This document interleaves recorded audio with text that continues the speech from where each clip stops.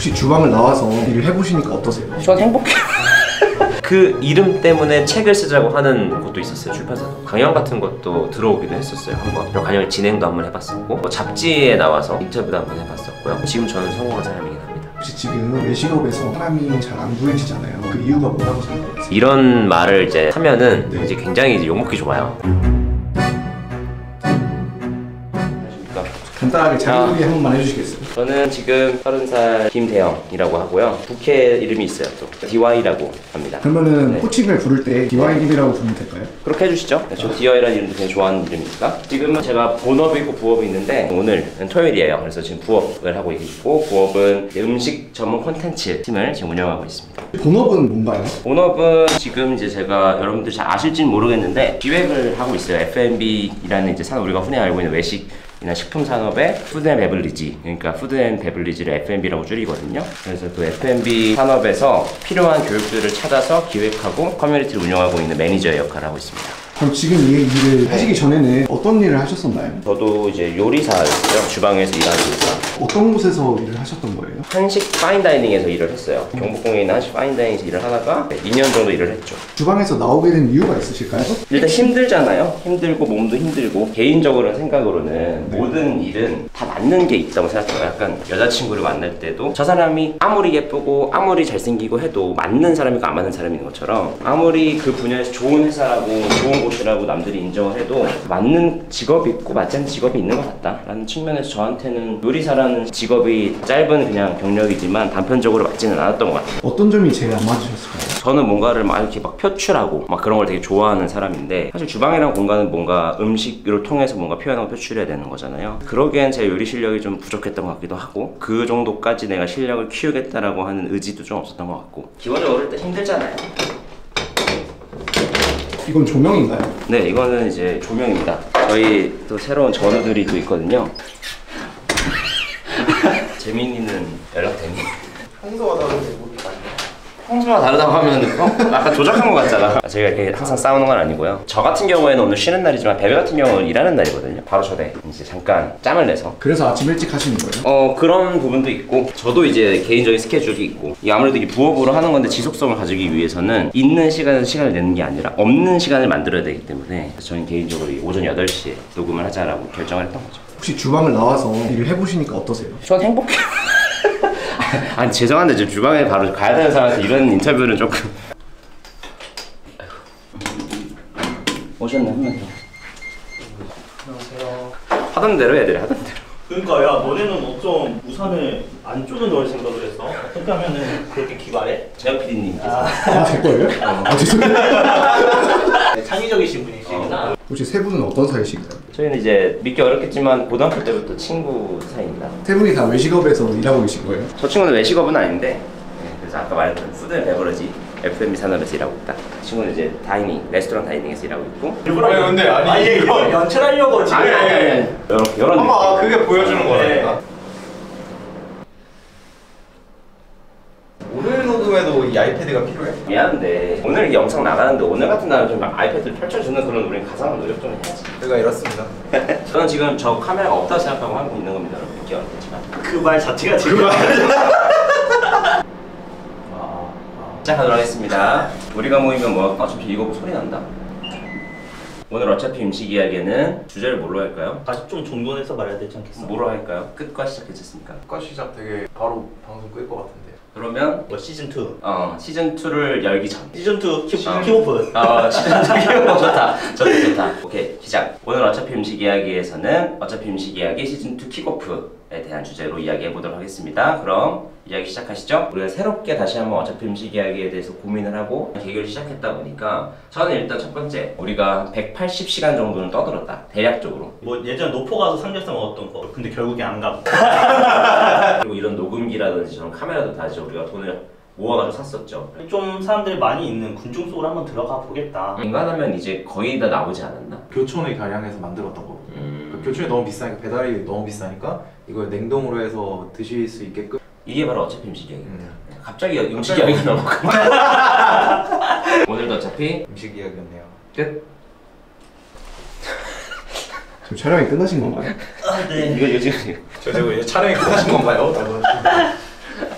촬영이 끝나고 나서 네. 뭐 하시나요? 이제 뭐 맛집을 가기도 하고요. 아주 가끔이지만. 그리고 아니면은 뭐 아침 식사하기도 하고 카페 가서 뭐 떠들기도 하고. 그 팀 이름이 어차피 음식 이야기잖아요. 그 뜻이 뭘까요? 특별한 뜻은 없는데 우리가 이게 좀 어렸을 때 이런 거를 좀 하잖아요. 야 우리 뭐 할래? 뭐 할래? 하면 사실 다들 아시겠지만 이름부터 정해요. 뭔가 이름이 각이 안 나오면 다음 게 진행이 안 돼. 그래서 우리도 그때 그랬죠. 야 음식 이야기하는 팟캐스트를 할 건데 이름 뭘로 할까? 고민을 했어요. 뭐 그때 나왔던 아이디어가 뭐 푸드 스토리. 음식 이야기니까 푸드 스토리. 아니면은 한자로 그때 또 딱 한자로 줄이는 게 유행이었거든. 식당 뭐 이런 거. 이런 걸 했었는데 아니 무슨 식당 이름도 아니고 영양식집 같은 거야. 그래서 그 같이 하는 친구 중에 이제 제리라는 친구가 있는데 약간 누워서 야 근데 어차피 음식 이야기 할 거 아니냐? 이야기를 딱 이렇게 말을 하는 거야. 어차피 음식 이야기 괜찮지 않아? 그렇게 된 거예요. 심지어는 그 이름이 괜찮았는지 그 이름 때문에 책을 쓰자고 하는 곳도 있었어요. 출판사도. 이 이름만 보고 청년들이 이야기하는 음식 이야기를 한번 책으로 내보자 라고 저한테 컨택이 온 적이 있는데 저의 글을 실력을 보고 떠나갔습니다. 얼마 동안 컨텐츠를 하신 거예요? 3년하고 2개월 정도 된 거네요. 혹시 세 분이 컨텐츠를 하면서 조율이 안 됐던 적이 있으신가요? 된 적이 없죠. 어떻게 해결을 하셨을까요? 팟캐스트라는 걸 한정해서 그러니까 사실 모든 일은 다 자기가 얼마나 이걸 손댈 거냐에 따라서 책임감이라는 게 붙거든요. 근데 일단 부업이다 보니까 그 자신이 없는 사람들은 알아서 자기의 의견을 죽이더라고. 누가 제일 많이 죽이나요?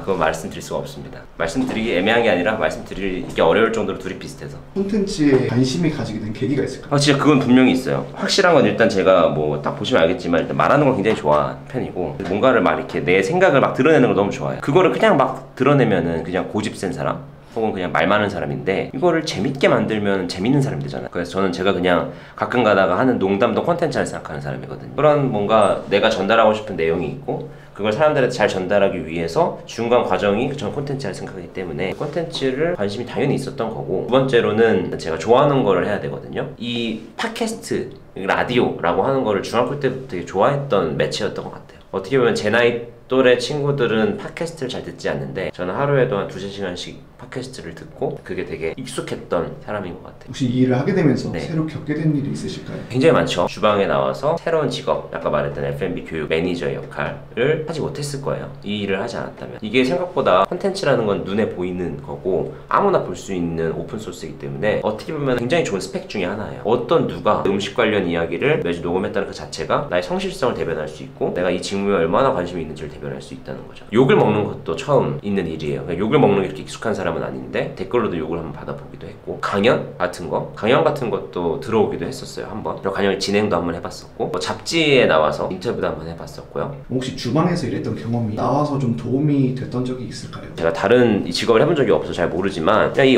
F&B 업계만 봤을 때는 요리사라고 하는 직업이 저는 처음부터 끝을 책임지는 되게 몇 안 되는 일이라고 생각하거든요. 요리사는 생각보다 되게 다재다능해야지 조금 인정받을 수 있는 확률이 있는 직업 같아요. 예를 들어 내가 메뉴, 음식이라는 관점에서 어떤 프로젝트를 시작해야 되는 입장이기도 한 거죠. 그건 기획인 거죠. 메뉴 기획. 그리고 그것을 실질적으로 재현해야 되는 입장이기도 해요. 그리고 그거를 재현한 다음에 그거에 대해서 내가 그걸 분석하고 평가하고 이거에 대해서 원가도 분석해서 실제로 성과가 있을 건지에 대해서 우리는 전략도 짜야 되는 입장인 거고 그것들을 사람들에게 직접 전달해주는 심지어 소통도 해야 되는 거예요. 심지어 마지막에 피드백까지 받는. 그러니까 어떻게 보면은 1부터 10까지 모든 거를 경험할 수 있는 직업이 사실 생각보다 많지 않거든요. 그런 부분에 있어서 요리사는 아마 다른 일을 할 때도 그런 전체적인 것들을 흐름을 보는 아마 능력이 다른 직업군보다 좀 있지 않을까? 라는 생각이 좀 있습니다. 혹시 지금 외식업에서 사람이 잘 안 구해지잖아요. 그 이유가 뭐라고 생각을 하세요? 이런 말을 이제 하면은 네. 이제 굉장히 이제 욕먹기 좋아요. 모자이크를 좀 해드릴게요.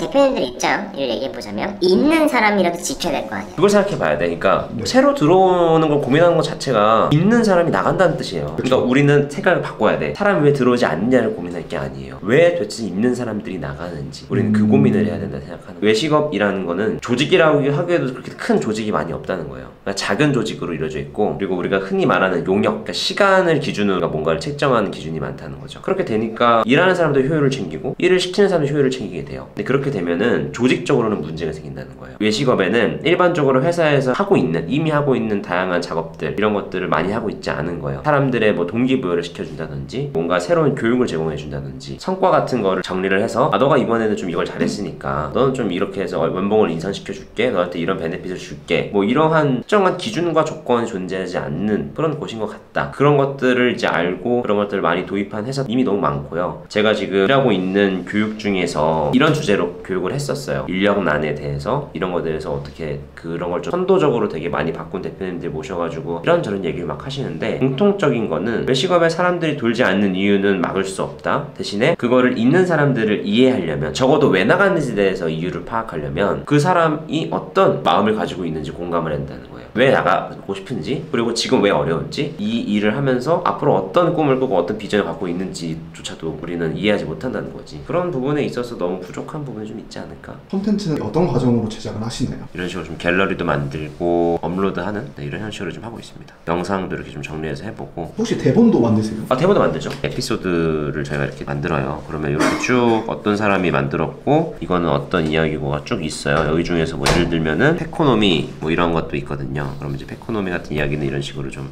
대본을 쭉 써서, 물론 이렇게 뭐 대본을 다 읽는 건 아닙니다만 그래도 우리가 1시간 정도 이야기를 하잖아요. 서로 이제 이런 대본을 공유하면서 이렇게 사진도 좀 넣어가면서, 사실은 팟캐스트라고 대본이 막 허술하지는 않습니다. 콘텐츠를 만들 때 중요하다고 생각되는 게 있을까요? 그냥 재미인 것 같아요. 근데 그걸 보는 사람으로서 재미가 아니라 하는 사람으로서 재미. 이기적인 것 같긴 한데 본인이 재밌어요. 그렇죠. 만드는 사람이 재밌어야 된다 생각해요. 유튜브에만 가도 너무 많은 콘텐츠가 있는데 그 콘텐츠 중에 내 콘텐츠를 차별화시키는 방법 중에 하나도 재미인 것 같아요. 내가 재밌는 거. 결국에는 내가 나로서 움직일 수 있는 콘텐츠를 하는 게 맞다고 저는 생각을 하고. 뭐 어떤 거에 재미를 느끼세요? 저는 일단 1차적으로는 음식 이야기? 음식에 일단 굉장히 관심이 많아요. 지금도 예를 들어 곱창집 가서 왜 양곱창, 양대창이라고 해? 왜 양대창, 양곱창이야?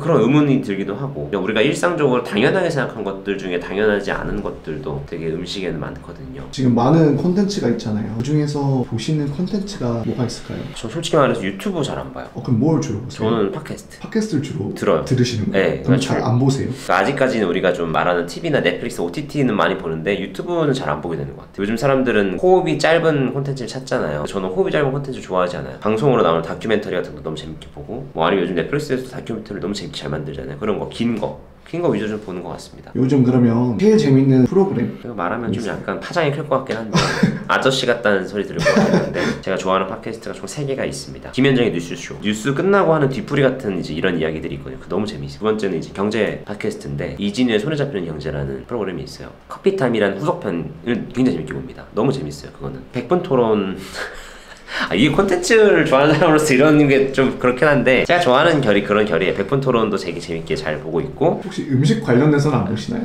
저 음식 관련해서는 잘 안 보는 편이에요. 보통 책 같은 거 많이 보고. 먹방 이런 것도 잘 안 보시나요? 먹방 잘 안 봅니다. 예를 들어 뭐 백종원 아저씨 나오는 골목식당 이런 것도 잘 안 보게 되고. 그러니까 음식 관련된 예능 한때 되게 붐이었잖아요. 재미가 없던데요? 좀 웃기긴 한데, 제가 음식을 다루면서도 약간 제가 좋아하는 형태로 끌어가려고 노력하는 것 같아요. 경제 프로그램처럼 앉아서 얘기하고 음식 없이 얘기하잖아요. 그래서 조금 더 새롭다라고 느껴질 수도 있을 것 같고, 재미없다라고 느껴질 수도 있는 부분이 좀 그런 부분이지 않을까? 지금 많은 사람들이 본인이 지금 하고 있는 일이 마음에 들지 않는데 새로운 일을 좀 도전하기 망설이는 분들이 좀 많잖아요. 그쵸.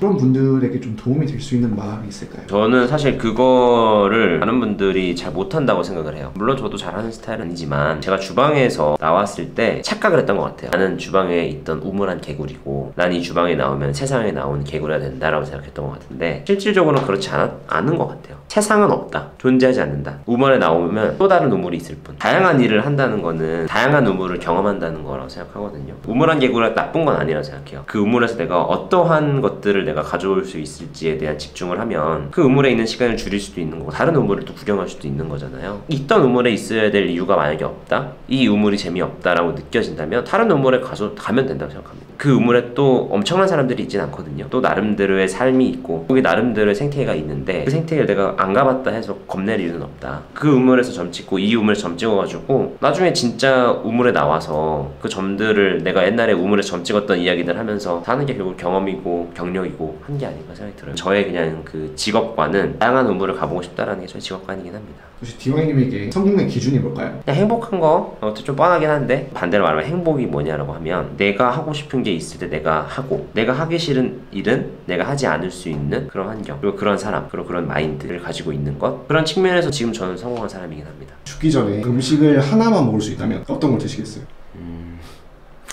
치킨. 진짜 습관인 것 같아요. 저는 어렸을 때부터 일주일에 한 번은 꼭 치킨을 시켜 먹었어요. 근데 그게 습관인 것 같아요. 그래서 지금도 일주일에 한 번은 치킨을 먹어요. 먹으려고 노력해요.